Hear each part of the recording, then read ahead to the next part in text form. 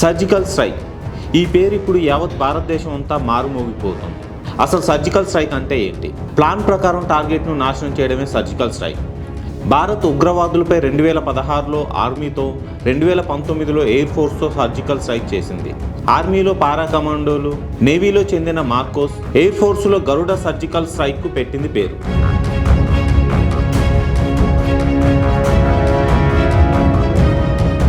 ఇండియాపై ఉగ్రవాదులు దాడులకు పాల్పడినప్పుడు ఇండియన్ ఆర్మీ సర్జికల్ స్ట్రైక్తో బుద్ధి చెప్తుంది. పాక్ తీవ్రవాద చర్యలకు చేతులు కట్టుకొని కూర్చునే ప్రసక్తే లేదని భారత్ గతంలో 2 సార్లు నిరూపించింది. పహల్గామ్ దాడికి కూడా ప్రతీకారం ఉంటుందని మోదీ చెప్పకనే చెప్పారు.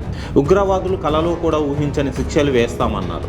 టెర్రరిజాన్ని మట్టిలో కలిపేస్తామని శబ్దం చేశారు. 2016 సెప్టెంబర్ 18న యూరి టెర్రర్ అటాక్కు బదులుగా 11 రోజుల్లోనే సెప్టెంబర్ 29న సర్జికల్ స్ట్రైక్ చేసింది భారత ఆర్మీ. పాక్ ఆక్రమిత కాశ్మీర్లోని దాదాపు 35 మంది టెర్రరిస్టులను మట్టుబెట్టింది. తర్వాత 2019 పుల్వామా అటాక్కు పాక్ చెంపపై కొట్టినట్టే 12 రోజుల్లోనే ఎయిర్ స్ట్రైక్ చేసింది. పాకిస్తాన్లోని బాలాకోట్లో ఉగ్రవాదుల శిబిరాలపై నిప్పుల వర్షం కురిపించింది Indian air force. First time ఆర్మీని, సెకండ్ టైం ఎయిర్ ఫోర్స్ను స్ట్రైక్ కోసం వాడారు. పహల్గామ్ టెర్రర్ అటాక్ కౌంటర్గా ఇప్పుడు 3వసారి సర్జికల్ స్ట్రైక్ జరుగుతుందని వార్తలు వినిపిస్తున్నాయి.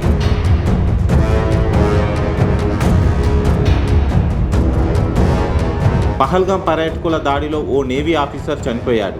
ఈసారి నేవీతో స్ట్రైక్ చేయించి రక్షణ రంగంలో త్రివిధ దళాలు పవర్ ఏంటో భారత్ చూపిస్తోందా? సర్జికల్ స్ట్రైక్ అంటే ఒక రకమైన మిలిటరీ అటాక్. ఇందులో సైన్యం ముందుగా టార్గెట్ పెట్టుకున్న లక్ష్యాలను మాత్రమే ధ్వంసం చేస్తుంది.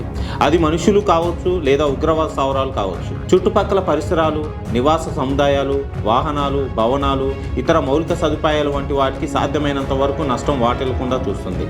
ఈ తరహా దాడులు నిర్వహించడం కష్టంతో కూడుకున్న పని. దీనికి పక్కా ప్లానింగ్తో పాటు శత్రువుని కంటి రెప్పపాటుతో అంతం చేసే సైనికులు అవసరం.